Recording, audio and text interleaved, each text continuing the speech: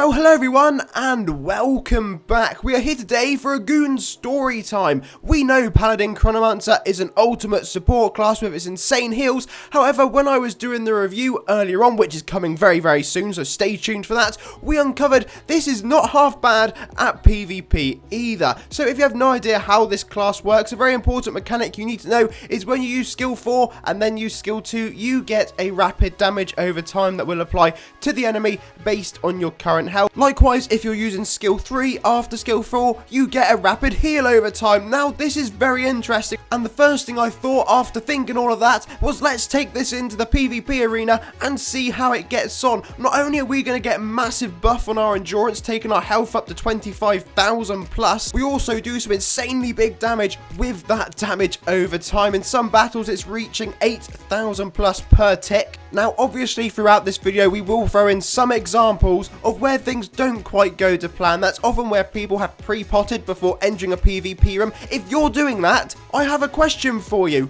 Why? Anyway, enough of me moaning, you don't want to hear that all day. This particular battle, we are going up against Void High Lord, and as you can see, this time round, the stun does get really quite annoying. I can only but presume either that was some pure godly RNG, or indeed there was some extra pots being run, but we won't go into the depths of that, because once the damage over time kicks in as always, and you've sponged a load of damage, you're able to move on.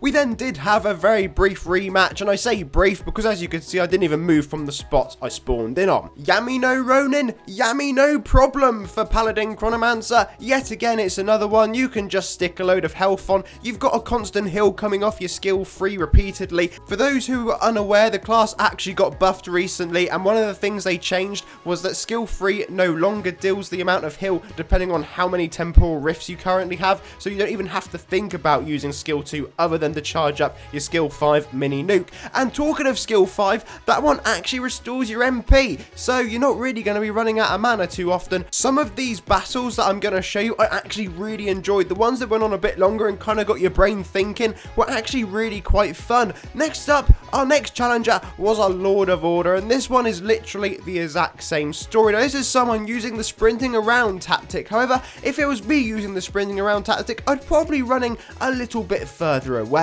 Enter the arena, Grim Necromancer, and this class did cause some problems. We cut it very short just there, having just 40 of our health remaining, but luckily skill 4 sorted us out for the time being, and we managed to get back into the fight. Now, this is one of those classes, if you do not move quickly on at the start of the battle and get a little bit of luck in there, we are going to be having some problems, but equally, you don't really come up against it very often, or ever at all in my memory, so it was an experience. Thoroughly enjoyed this battle, and as you can see, it did go on for a while, but it was quite good. The health got down low in the end, and we managed to get there. Now, it is worth saying I did lose against the Grim Necromancer quite a lot. Thief of Hours introduced us to something new, something we've coined the damage of time off. It's much like a standoff, but you're both using damage over time, and as you can see, it's a bit higher off Paladin Chronomancer, and we also have a lot more health to survive it. Here comes a battle where we finally managed to get that damage over time even higher, up to 8,500 damage, which is absolutely ridiculous. Most people, you will be 2-hitting within 2 ticks of that beginning. My previous experience of coming up against players running Evolve Shaman is Stun City. However, this time around that was not to be the case, and like we say, 6,000 damage over time, couple ticks later,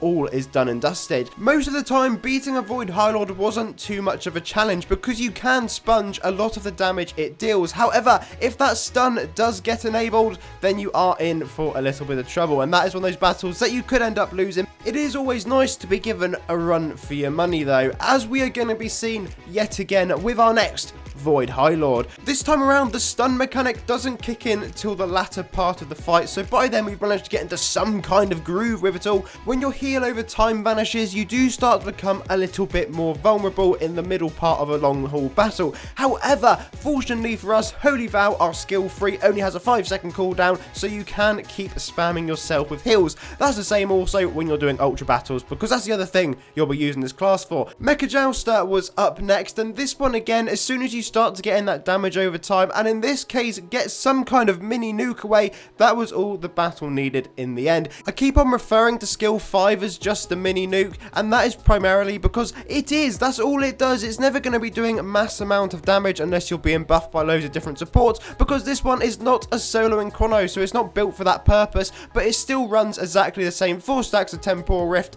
hit skill 5, and then you will deal some kind of damage depending on what you've done over the last 10 seconds. So you can still get high numbers out of it, but usually in a PvP fight it won't be going on long enough. Anyway folks, to me personally, after doing numerous PvP battles, Paladin Chrono really is a top tier class for this purpose, and it wasn't something we necessarily saw coming. However, after reading these skills yet again, we probably should have. The mix up between your massive heal off skill 4 and your endurance boost, plus the damage over time and heal over time, makes for one hell of a nemesis if you're going to come up against this in any form of PvP battle. Thank you all very much for watching. Please do leave the video a like, and of course subscribe, and I'll see you all again for another one incredibly soon.